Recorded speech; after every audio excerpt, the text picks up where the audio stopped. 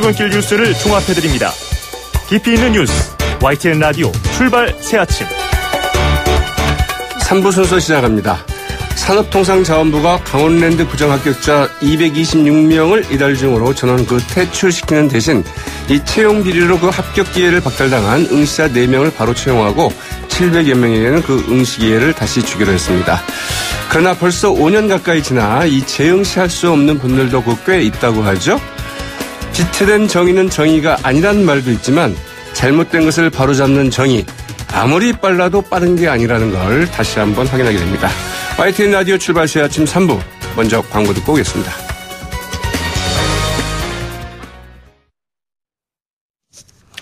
사흘째 최악의 미세먼지가 하늘을 뒤덮으면서 요즘 맑고 푸른 하늘 보기 정말 어렵죠. 오늘도 서울을 비롯한 수도권 지역에는 미세먼지 비상저감 조치가 발령됐습니다.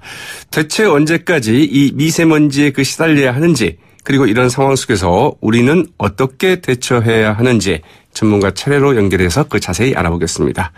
먼저 국립환경과학원 장임석 대기질 통합예보센터장 전화로 연결해서 이야기 나눠보겠습니다. 안녕하십니까? 네, 안녕하십니까?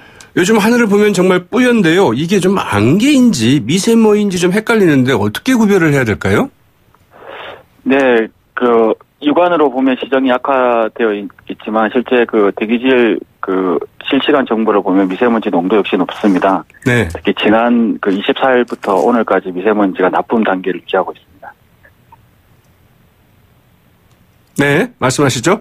네. 예, 특히 26일에는 서울과 경기에서 최근 3년 동안 일평균 미세먼지 농도 가장 높은 날이었습니다. 네. 미세먼지 보면 이제 나쁨 단계 이렇게 나오지 않습니까? 네. 이게 어느 정도, 그러니까 저희가 말할까요? 체감하자면 어느 정도 나쁘다. 이렇게 생각해야 되는 건지요? 예, 나쁨 단계 중에서도 낮은 나쁨 단계, 높은 나쁨 단계가 있는데요. 낮은 나쁨 단계에서는 이제 민간군 영역에 속하신 분들, 어린이나 노약자, 호흡기 질환자분들은 좀 외출을 자제하거나 또는 외출 시에 마스크를 쓰는 행동이 필요하고요. 네. 높은 단계에서는 일반인도 역시 민간군처럼 이제 외출 시 마스크를 쓰거나 외출 자제하는 행동이 필요합니다. 네. 당분간 비 소식도 없다고 하고요. 기온은 더 오를 것으로 이렇게 보이는데, 그러면 이 미세먼지는 앞으로 더 심해질 수 있다고 봐야 될까요? 예, 봄은 특히 이제 이동성 고기압과 황사 영향으로 보능도 미세먼지가 발생할 가능성이 큽니다. 네. 참 정말 앞서 말씀하신 것처럼 이 황사도 있고 그래서 이 황사의 미세먼지까지 겹치면 상황은 이제 더 나빠질 것 같은데, 이거 언제까지 좀 이어진다고 봐야 될까요? 예, 우리나라는 이제 계절적으로 미세먼지 농도가 큰 차이를 보이고 있는데요. 겨울과 봄에는 이제 아까 말씀드린 대로 이제 고기압이나 대기 정체로 인해서 고농도 미세먼지가 발생하고요. 여름철 되면 비가 많이 내리기 때문에 미세먼지 농도가 낮아집니다. 그래서 네. 당분간은 미세먼지 농도가 높을 가능성이 높습니다. 네. 이게 이제 매년 되풀이되는 연례 행사가 돼 있잖아요. 네. 네. 특히 이제 이게 바람이 부느냐 안 부느냐 이게 굉장히 중요한 것 같아요. 그래서 네. 이 우리나라 상공에 대기가 정체되어 있느냐 아니면 기압골이 좀 있어서 네. 이게 좀 바람이 좀 있으면 미세먼지가 좀 덜하고 이러던데. 네. 이것도 그러니까 기류가 이제 상당히 영향을 많이 미치는 거죠? 네. 지난 4일 동안 우리나라가 이제 고기압 영향권에 들면서 이제 대체로 맑은 날씨를 보였는데요. 고기압 영향권에 들면은 바람이 약하고 또 고기압 이동이 느리기 때문에 대기가 정체돼서 확산이 되지 않습니다. 네, 그렇군요. 그래서 이제 이걸 어떻게 할 건가 이제 좀 쉽지 않은 것 같은데 좀 어떻게 대책이 있을 수 있을까요? 예, 당분간은 이제 미세먼지 농도가 높은 날에는 이제 환경부에서 알려드리는 행동 요령들을 따를 것을 권하고 있고요. 특히 우리나라가 이제 주변국 영향이나 또 인구 산업 구조 등이 불리하기 때문에 네. 단기간 해결하기는 어려운 과제입니다. 그러나 이제 작년부터 미세먼지 관리 대책이 시행되고 있기 때문에 미세먼지 농도는 서서히 개선될 것으로 이렇게 전망하고 있습니다. 네. 그러나 이제 개선이 언제 될 것인가가 문제인데. 네. 이 미세먼지의 성분 이런 것들에도 좀 변화가 있습니까? 그러니까 이전의 미세먼지하고 지금의 미세먼지가 뭐 역시 똑같은 건지 아니면 좀 뭐 달라지고 있는 건지요? 네, 미세먼지는 이제 황사하고 이제 미세먼지 성분은 이제 구별하셔야 되는데요. 황사는 흙먼지이기 때문에 인체에 덜 유해한 편이고요. 미세먼지는 이제 오염물질들, 특히 이제 황산염, 질산염이나 탄소류 이런 오염물질들이 섞여 있기 때문에 인체에 더 유해하고요. 최근 들어서는 이제 그 미세먼지 중에 특히 황산염, 질산염 같은 2차 생성된 미세먼지가 많은 비중을 차지하고 있습니다. 네. 그런 것들은 어디서 발생을 하는 겁니까? 주로 이제 사업장이나 자동차 등에서 이제 연료를 연소하면서 생기는 배출가스가 이제 대기 중에서 입자로 이렇게 전환돼서 생성됩니다. 네. 이제 그 때문에 이게 과연 미세먼지가 어디서 오는 거냐? 우리나라에서 지금 발생하는 것들이 더 많은 거냐? 아니면 그 중국에서 오는 게 더 많냐? 여러 가지 이야기들이 있지 않습니까? 어떻게 보십니까? 일단 우리 일반적인 연평균으로 보면 이제 국외 미세먼지가 한 3에서 50% 정도 우리가 나머지 이제 50에서 70% 정도를 차지하는데 고농도시에는 이제 국외 미세먼지 비중이 더 높은 편입니다. 네. 아, 그래요? 국외 미세, 그러니까 그 중국에서 오는 것들이 지금 더 많은 것으로 보고 있다. 이런 말씀이시죠? 예, 고농도시에는 이제 중국이나 이제 북한 또 몽골, 러시아 등 이제 국외에서 넘어오는 미세먼지 비중이 더 높습니다. 북한과 몽골에서 오는 것도 있습니까? 네, 그쪽 북한에서 이제 거기는 주로 이제 에너지를 이제 석탄을 주로 쓰기 때문에 그쪽에서 넘어오는 것도 있고요. 또 몽골이나 이쪽에서 황사 그쪽으로 황사바람 때문에 이 황사, 석탄 이런 게 다 문제다 이런 말씀이시고 그 일각에서는 우리나라도 그 중국처럼 이 초대형 그 공기청정기를 설치해 보면 어떻겠느냐 이게 좀 효과가 있는 것 아니냐 이런 얘기도 나오는데 어떻게 보시는지요? 네, 청정기는 인근 지역에는 일시적인 효과가 있겠지만 공기는 이제 워낙 거대한 크기 규모를 가지기 때문에 그 넓은 지역에서 영향을 주기는 어렵고요. 그보다는 이제 배출원을 삭감하는 근본적인 대책들을 꾸준히 시행하는 것이 더 중요하다고 생각합니다. 네. 결국은 이제 그 배출원을 잡아야 된다. 발생원 뿌리를 말하자면 그 발생 원인을 잡는 이런 그 근원적인 대책이 필요하다 이런 말씀이시고요. 네, 맞습니다. 예. 그러려면 그 중국과의 그 협의도 좀 필수적이겠네요. 네, 그렇습니다. 네. 그래서 작년부터 저희가 한중 공동연구단이 설립되어 있는데 작년부터 여기서 이제 국내 영향이 큰 중국 동북부 지역 대기질을 공동으로 조사하고 있거든요. 네. 2020년에 이제 공동 연구 결과를 도출할 것을 목표로 하고 있는데요. 이런 연구 결과들이 나오면 이제 한중 협력들이 더 한 단계 진전되지 않을까 이렇게 기대하고 있습니다. 네. 2020년 앞으로도 2, 3년 더 기다려야 연구 결과가 나오고요. 그 대책은 또 언제 발행이 될지 좀 답답하긴 하네요. 재단이 앞당겨서 이렇게 하도록 노력할 계획입니다. 네. 말씀 잘 들었습니다. 네. 네. 지금까지 국립환경과학원 장임석 대기질 통합예보센터장이었습니다. 이어서 그 연연 그 미세먼지 속에서 우리가 그 어떻게 대처해야 하고 또 그 우리 건강을 지키는 방법은 무엇이 있는지 인하대 의대 직업환경의학과 그 임종환 교수 연결해서 그 자세히 알아보겠습니다. 안녕하십니까? 안녕하십니까? 네. 앞서도 이제 장임석 그 대기질 통합예보센터장 이 국립환경과학원에 계신 분인데요. 이야기 들어봤는데요. 이 요새 그 미세먼지 농도가 계속 그 나쁨 수준이잖아요. 네. 이게 좀 그 몸에 안 좋다. 이거 이제 알고는 있는데 이게 그 얼마나 안 좋은 건가요? 가령 뭐 간접 흡연보다 안 좋다거나 좀 이해하기 쉽게 발성을 하셔서 어떻게 얘기할 수 있을까요? 지금의 나쁨 수준을 유지하는 미세먼지 오염에 노출된 것은 이제 간접 흡연에 노출된 것과 유사한 영향을 지닌다 보겠습니다. 유사하다? 제가 직접 한번 산출해 보니까, 이게 미세먼지 주의보 농도가 발효되는 지금의 160 마이크로그램 per 큐빅미터 정도의 오염 농도가 있을 때 1시간 정도에 마시는 미세먼지의 양은 58 마이크로그램 정도입니다. 네. 이거는 간접 흡연을 통해서 담배 연기를 84분 동안 마신 양과 동일한 거니까 1시간 반 정도 간접 흡연에 노출된 것과 유사한 효과를 지닌다고 보겠습니다. 네, 1시간 동안 미세먼지 노출이 되면 1시간 반 동안 담배 연기를 그 간접 흡연하는 것과 같다. 이런 이야기네요. 네, 그렇습니다. 네. 그러면 그 직접 흡연으로 좀 바꿔보면 어떻게 될까요? 그러니까 그건 얘기 안 될까요? 뭐 담배를 몇 개 피핀 거고 왔다가요. 뭐 한갑. 흡연은 훨씬 더 영향이 더 크죠. 그러면은 그보다도 네. 이제 한 2배 정도 이상의 효과를 지는 거니까요. 네. 그런데 간접 흡연 노출된 것보다도 네. 더 크기가 크다고 하는 거니까 그것도 원하지 않은 상태에서 높다고 하는 거니까 상당히 건강에 심각한 유의를 준다 이렇게 보겠습니다. 네. 그러니까 그 담배 흡연실에 담배는 안 피지만 계속 들어가 있는 것과 비슷하다거나 아니면 네, 바로 맞습니다. 흡연실 바깥에 있는 사람하고 똑같다. 안 좋은 상황이다 이런 거죠. 네. 어유. 거의 뭐 그 가스실에 들어있는 거나 비슷하다 뭐 이렇게 생각할 수도 있겠네요. 네, 지금 이 나쁜 수준 자체가 계속 유지되면 그렇다고 볼 수 있겠습니다. 네. 자, 그러면 어떻게 해야 되나요?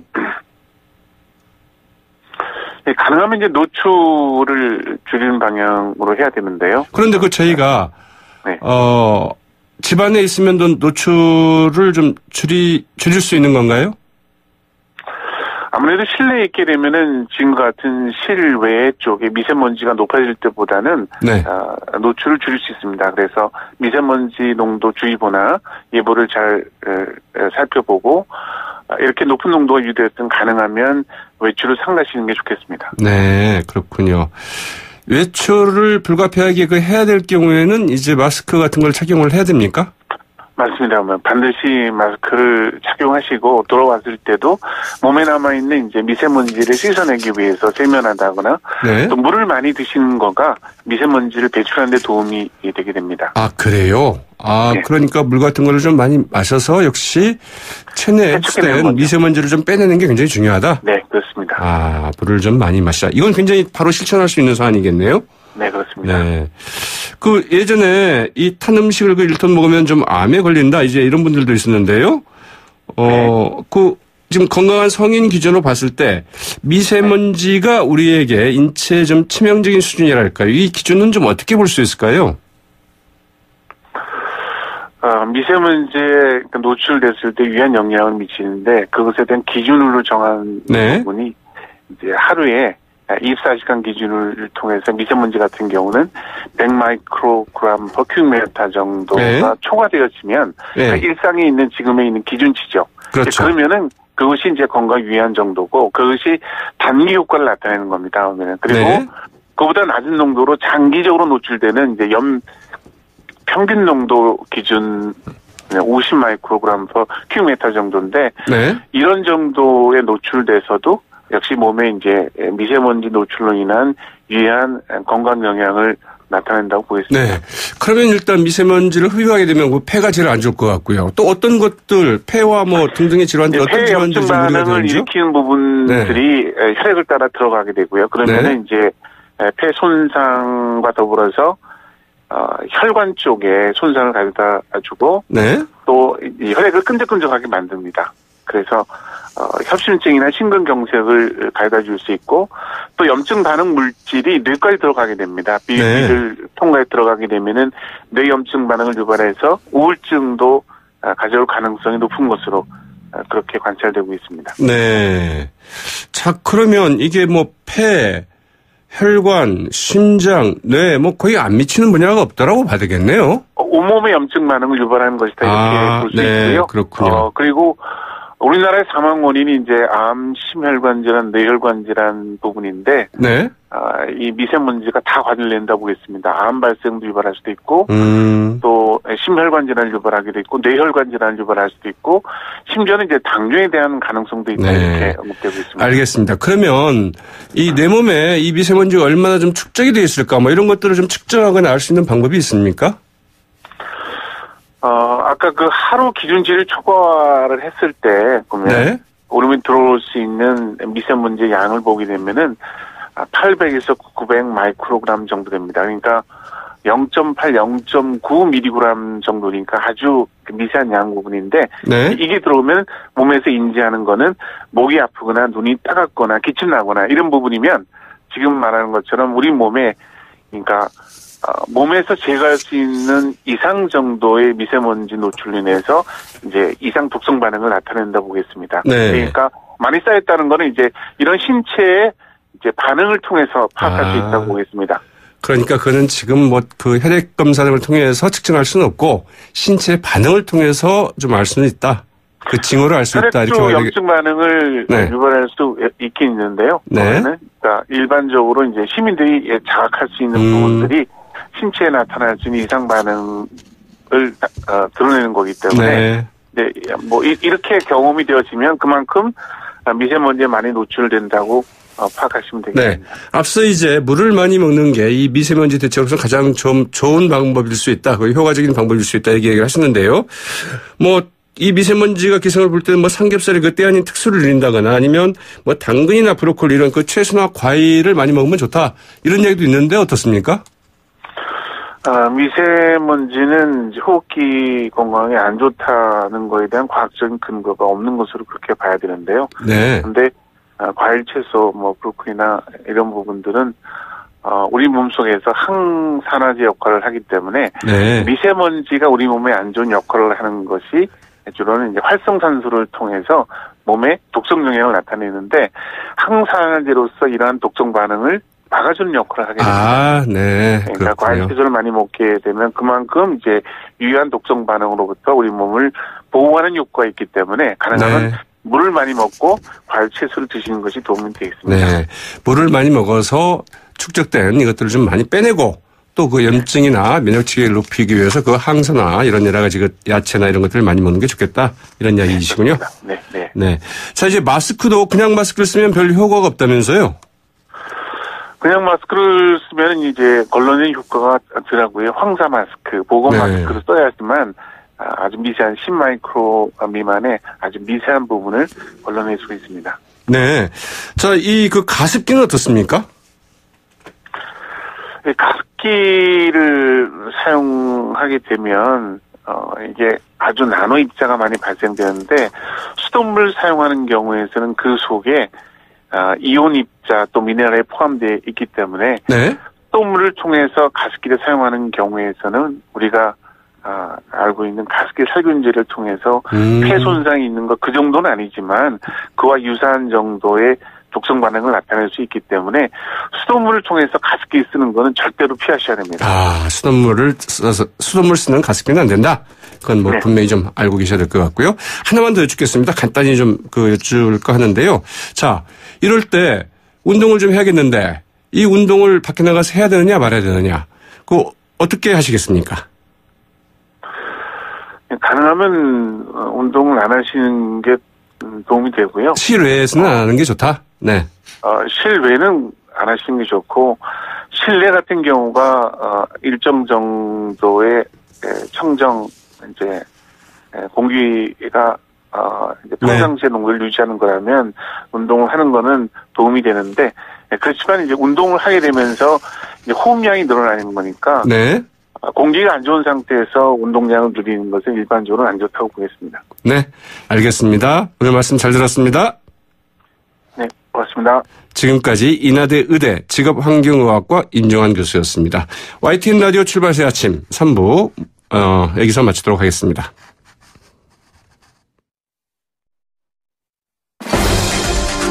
날카로운 분석, 매일을 보는 시선. YTN 라디오 출발 새 아침.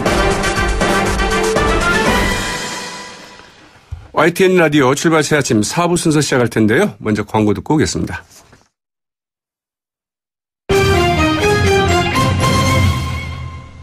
오늘의 주요 경제 이슈 짚어봅니다. 경제 시선, 한국경제신문 정인설 기자 직접 스튜디오에 나와 계십니다. 안녕하십니까? 안녕하세요. 한미 자유무역협정 그 개정 협상에서 자동차를 일부 양보하는 대신에 이 철강 관세 보관을 이제 면제받았고 농축산물은 지켰다. 네. 이렇게 자평을 하고 있습니다. 장기 우리 보통 두잖아요. 네. 차하고 포 중에 뭐가 중요합니까? 보통 차가 중요하죠. 그러나 이제 그 포를 좋아하는 사람도 있습니다. 예, 이번에는 포를 지키기 위해서 차를 내준 것 같아요. 그래요? 그러니까 차 떼고 포 떼고 하는 것보단 최악은 면했다 이렇게 보는 건 맞는 것 같고요. 왜냐하면 상대는 세계 1위입니다. 예. 체스 장기 1위인 미국을 상대로 제대로 된 협상이 되긴 상당히 힘들죠. 기울어진 운동장이죠, 사실. 그래도 이미 그 차 떼어주고 나면 이제 앞으로 어떻게 할까 싶네요. 차 없으면 장기판 운영 아주 힘들어집니다. 그걸 노린 거죠. 미국이 가장 원하는 게 뭐겠냐. 미국 트럼프 대통령을 지지한 기반은 러스트벨트, 이른바 디트로이트를 중심으로 한 그 자동차 공장 그렇죠. 벨트거든요. 네. 그걸 주는 대신에 이제 우리 흔히 얘기하는 레드라인, 농업을 지켰다라는 거고, 이번에 관세 폭탄이라고 얘기했던 철강 관세 면제 대상, 이제 우리가 4번째가 되는 겁니다. 네. 캐나다, 멕시코, 호주에 의해서 4번째가 된 거예요. 그 부분에 있어서는 이제 이걸 한꺼번에 해결한 첫 나라다. 왜냐하면 캐나다하고 멕시코 나프타 협상은 계속 개정 협상을 지금 진행 중이거든요. 근데 우린 개정 협상이 이제 끝났다는 거예요. 그 그렇죠. 부분에서 우린 잘했다. 이렇게 좀 자평을 하고 있는 거고요. 다만 이제 이제 자동차 업체들은 이제 입이 나와 있죠. 왜 항상 우리만 버리는 카드냐, 희생양이냐라는 거죠. 정부는 명분 주고 실리를 확보했다라고 하지만 자동차 업계 같은 경우는 이번에 짚어봐야 될 게 그 미국의 가장 큰 시장이 픽업 트럭 시장이거든요. 이제 이걸 우리가 이제 원래 두드리려고 2021년부터 이제 무관세로 하기로 했는데 이걸 2041년까지 계속 20년 더 연장하기로 했죠. 관세를 더 매기기로 해서 이게 사실상 경쟁력이 상당히 확보하기 힘들어졌고요. 두 번째는 이제 수입차죠. 수입 미국산 자동차를 이제 허용 물량을 늘리기로 했습니다. 왜냐하면 미국 안전 기준을 통과하면 한국도 그걸 충족한 것으로 해서 현재 그 업체별로 2만 5천 대인데 5만 대씩으로 늘려주기로 했는데 이거 별 의미 없다. 왜냐하면 지금 전체 미국산 수입량은 5만 2천 대 정도 수준이거든요. 그러니까 뭐 업체별 5만 대 해도 당장 이렇게 안 늘어날 거다라고 하는데 미래로 보면 그 미국 차들만 미국에서 생산하는 게 아니라 독일 업체, 일본 업체들도 다 미국의 생산 공장이거든요. 벤츠나 뭐 여러 가지 것들이 아우디나 뭐 이런 것들이 다 그쪽을 통해서 우회해서 볼 수 있다는 미국 거죠? 시장을 노리기 위해서 그런 거고요. 실제로 한미 FTA 이후에 그 미국에서 생산한 독일 차량, 미국에서 생산한 일본 차량 이런 것들이 수입이 늘었거든요. 네. 이번에도 그러지 않겠냐. 미국 안전기준만 통과하면 한국은 당연히 통과한 거다 이렇게 보는데 사실 미국 안전기준이 한국보다 좀 더 엄격한 것도 있고 엄격하지 않은 부분도 있거든요. 네. 이런 부분에 있어서 좀 수입이 늘어나는 거 아니냐 이렇게 우려는 하고 있는데 과연 그렇게 될지는 한번 봐야 될 것 같습니다. 네. 또 국산차의 그 경쟁력 이 부분도 상당히 좀 중요한 대목이라고 봐야 되겠죠. 미국이 그 추가로 시장 개방을 요구할 가능성은 없나요? 이제 일부 비판하는 분들이 이렇게 얘기하죠. 안 좋은 선례다. 왜냐하면 철강이 이렇게 우르렁대니까 한미 FTA 개정 협상에서 일부 양보했다. 이렇게 되면 자동차를 양보했다 이렇게 되거든요. 앞으로 그러면 만약에 그럴 일이 없어야 되겠지만 지금 한국 반도체 두고 이런 일을 하면 또 우리 뭘 떼어줘야 되냐.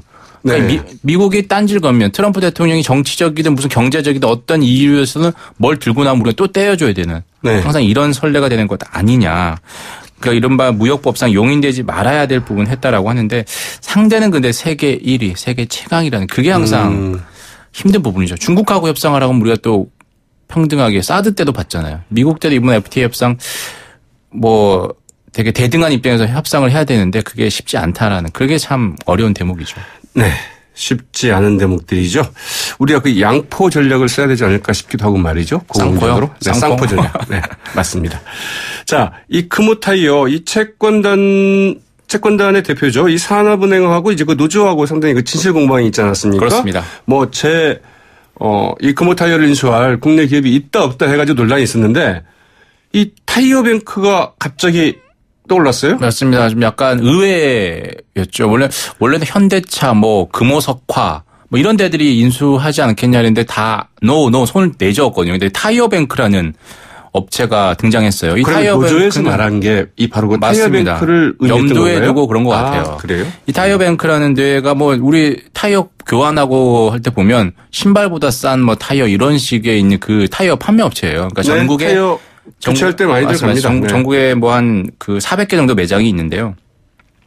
이게 중요한 거는 이제 오늘 오전 10시에 그 타이어뱅크에서 정식 간담회를 한다라고 합니다. 금호타이어 인수전에 뛰어들겠다라고 오늘 간담회를 한다라는 건데 이제 약간 어떤 의구심이 드는 대목이 있죠. 그 부분이 바로 과연 니들 실력이 되느냐인데 타이어뱅크의 연 매출이 3천억 정도 되거든요. 근데 지금 인수자금이 한 6,500억 정도 필요한 거 아니에요? 돈도 그렇게 풀고 금호타이어 매출이 3조 정도 됩니다. 그러니까 10배, 10분의 1 정도 되는 회사가 이렇게 큰 회사를 인수하겠다는 건데 과연 이게 가능하겠냐. 시점은 어떻습니까 이게? 시점. 이게 시점이라는 것도 이제 당장 일단 3일이 법정 관리로 들어가게는 그 마감 시한 데드라인으로 정했잖아요. 그러게요. 그 전까지 타이어뱅크가 우리 이거 괜찮아요. 우리뿐만 아니라 다른 이른바 전주겠죠. FI 같은 재무적 투자자를 가지고 오느냐. 이게 관건입니다. 과연 이들이 실력이 되느냐. 중국의 이 더블스타를 훨씬 능가할 수 있을 만한 자금력과 그리고 어떤 그 실현 가능성을 가지고 있느냐 부분이거든요. 근데 오늘 간담회 때 과연 그 부분에 대해서 명쾌하게 해명을 할 수 있느냐. 이 부분이 되게 관건이 될 것 같습니다. 오늘 굉장히 주요 뉴스가 될 수도 있겠어요. 맞습니다. 그런데 산업은행은 예정대로 하겠다라는 지금 입장이거든요. 산업은행으로서는 좀 못마땅하겠죠. 어떻든지 간에. 그렇습니다. 더블스타로 가는 건 거의 그 기정사실로 두고 있는데 사실 없이 깝툭튀죠. 갑자기 툭 튀어나왔죠. 사실. 말이에요. 진작에 나왔으면 좋았을 텐데 이제사 뒤늦게한 그 어떤 의도가 있는 거 아니냐 이렇게 보는 거죠. 의도가 뭐냐 이런 얘기가 나올 법도 하겠네요. 그렇습니다.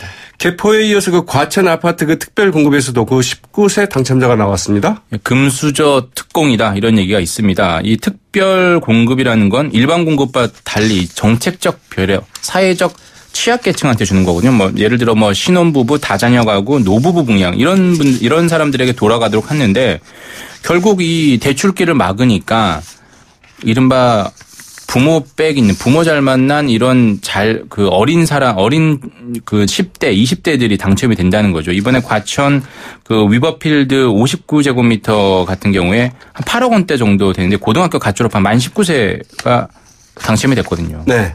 이게 금수저 당첨이다. 이거 제도 좀 보완, 시정이 필요한 건 아니냐 이런 지적이 있는 거죠. 그게 좀 필요할 것 같아요. 개포 DH자의 개포에서도 20대 이하가 14명 당첨됐거든요. 그래서 참. 이 보면서 뭐 일부 고분양가 비싼 아파트 같은 경우는 이런 특공을 줄이거나 어떤 보완이 필요한 것 같습니다. 네. 이 호프집에서만 맛볼 수 있었던 이 하우스 맥주 이제 그 편의점에서도 살 수 있게 됐다.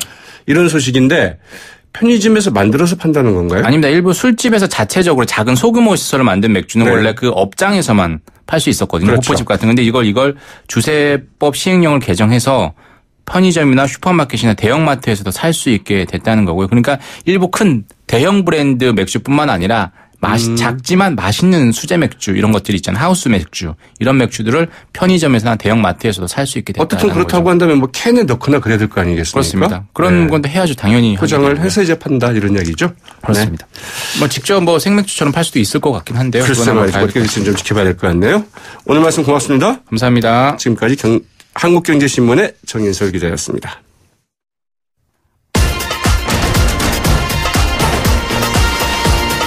여러분이 지금 듣고 계신 주파수는 FM 94.5MHz입니다. YTN 뉴스 FM.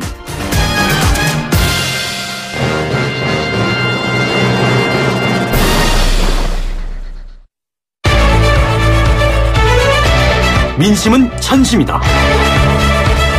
생생한 여론을 통해 우리 사회를 진단합니다. 이것이 여론이다.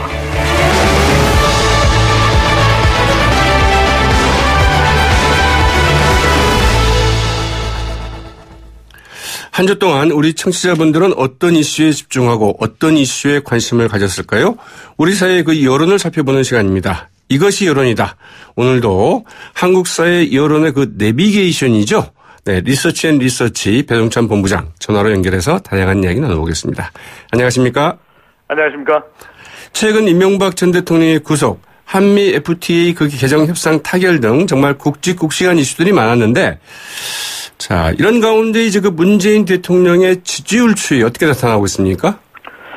네, 앞으로 이 문 대통령의 취임 1주년도 거의 다 되어 가는데요. 여전히 대통령의 지지율은 고공행진을 하고 있습니다. 지난 1월 중에는 50%대 후반까지 하락했던 대통령 지지율이지만 현재는 70% 내외로 나타나고 있습니다. 네. 한국갤럽이 자체 조사로 지난 20일부터 22일까지 실시하고 23일 발표한 조사, 전국 1,003명, 휴대전화 RGD 조사, 표본오차 95% 신뢰 수준, 플러스 마이너스 3.1%포인트, 성연령, 지역 가중치가 적용되고 응답률 19%. 자세한 사항은 중앙선거론조사 심의위원회 홈페이지에서 확인 가능한데요. 이 문재인 대통령이 대통령으로서의 직무를 잘 수행하고 있는지, 잘 못 수행하고 있는지 물어보았습니다. 네. 잘하고 있다는 긍정평가 71%, 잘 못하고 있다는 부정평가는 19%에 그쳤습니다.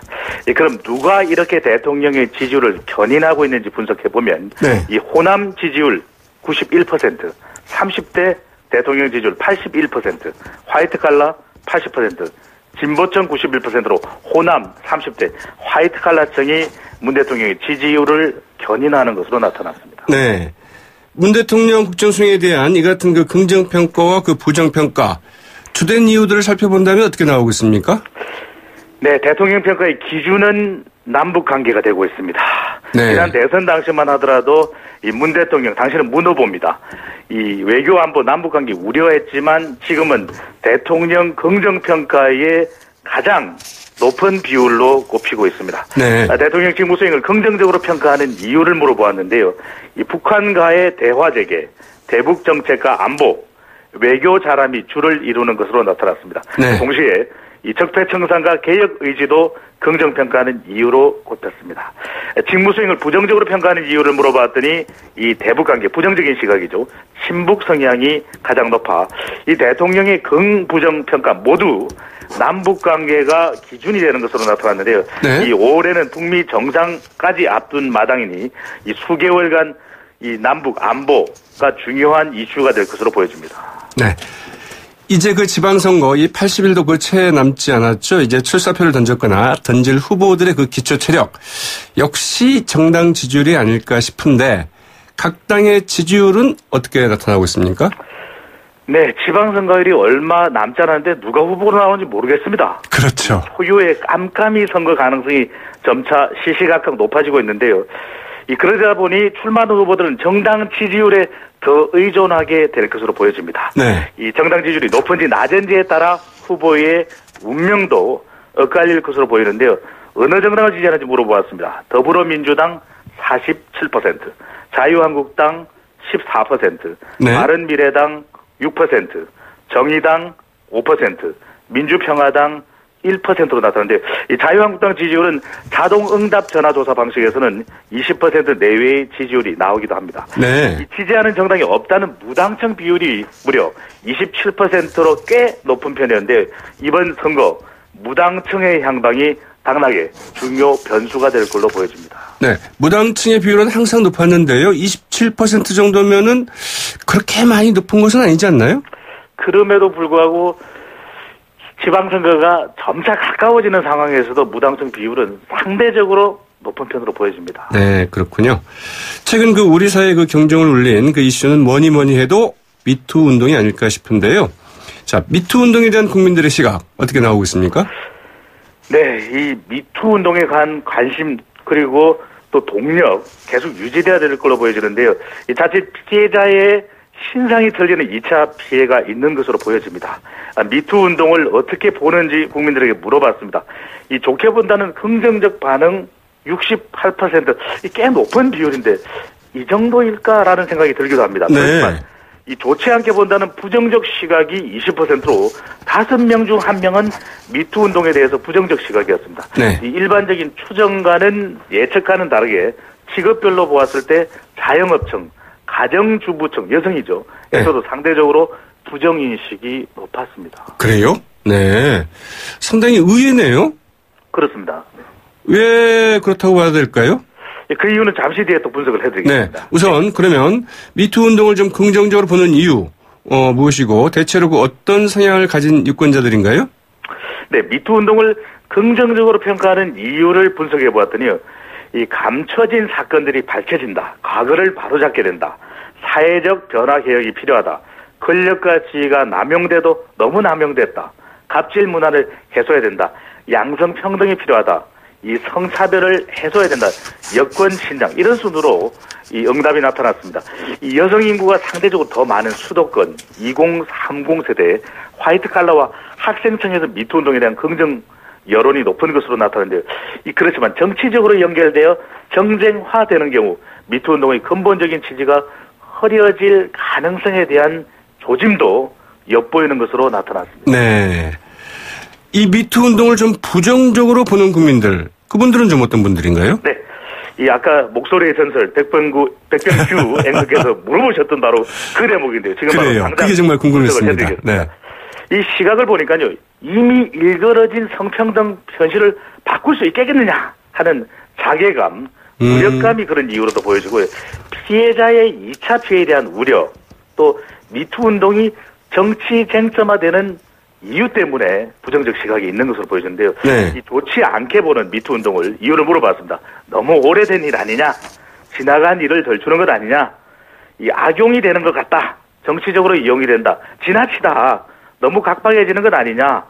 네. 가해자로 지목된 사람의 피해가 너무 크고 사회적으로 매장당한다. 이런 순으로 나타나는데요. 주로 연령대가 높을수록 보수적 성인식이 강한 계층일수록 상대적으로 높게 나타나는 것으로 분석되는데, 그렇지만 이렇게 한번 반짝하고 마는 미투 운동에 대해서는 안 될 것입니다. 이 체계적인 관심과 유지가 필요해 보입니다. 네. 알려진 그 미투 사례 이외에도 그 우리 사회에서 그 실제로 일어나고 있는 성범죄 그 피해 사례랄까요? 또는 뭐 지인의 이런 그 피해 사실을 그 들어본 경우에 대한 여론조사 결과도 나왔다고 하죠? 네. 그러니까 지금까지는 대부분 유명인들이었습니다. 그래서 네. 빙산의 일각이 아니냐. 아직도 알려지지 않은 사각지대에서 고통받는 사람은 더 많지 않겠습니까? 어느 정도가 되는지를 제대로 파악하는 것이 절대적으로 필요한데, 이번 조사에서 자신이 직접 성범죄 피해를 당했거나 주변 지인들의 피해 사실을 들은 적이 있는 경우로 물어봤더니 무려 30%나 됐습니다. 네. 그러니까 약 3명 중 1명 정도는 피해를 당한 것인데 아직 이만큼 알려지지는 않은 것 아니겠습니까? 그렇죠. 그런 만큼 이 국민들의 관심을 좀 더 끌어모아서 이 아무도 관심 가져주지 않는 피해에 대해서도 이 제대로 바로잡는 그런 계기가 돼야 되는 것이 분명한데, 정말 그렇게 될까라는 것이 이 조사 결과의 응답 결과 나타나고 있는데, 무려 30% 아직까지는 그 정도로 밝혀지지는 않은 것으로 보여집니다. 이 포인트는 네. 주변 인물이 성범죄 피해를 당했다고 응답한 계층이 주로는 20대에서 40대까지의 여성에서 높았고, 자영업, 네. 화이트 칼라 학생층에서 높았거든요. 네. 이 전수에 가까운 실태 조사를 반드시 해서 미투 운동의 근본 취지인 성피해 사실을 알리고 바로잡는 것이 필요해 보입니다. 알겠습니다. 지금까지 이야기 잘 들었습니다. 감사합니다. 네, 리서치 배종찬 본부장이었습니다. 국민의 건강이 최고의 법이다. 국민의 건강은 국민의 재산보다 더욱 중요하다. 미국의 그 저명한 교육자이자 그 철학자이며 역사의 교훈이란 책으로 우리에게도 그 소개된 윌 두란트의 말입니다. 미세먼지가 연일 글썽을 부리면서 그 많은 분들이 그 고통스러워하고 있죠. 미세먼지는 국민 건강과 직결되는 문제인 만큼 적극적이고 실효성 있는 대책 나와야 될 것 같죠. 지금까지 백병규였습니다. 저는 내일 아침 7시 15분 다시 찾아뵙겠습니다. 함께해 주신 여러분 고맙습니다.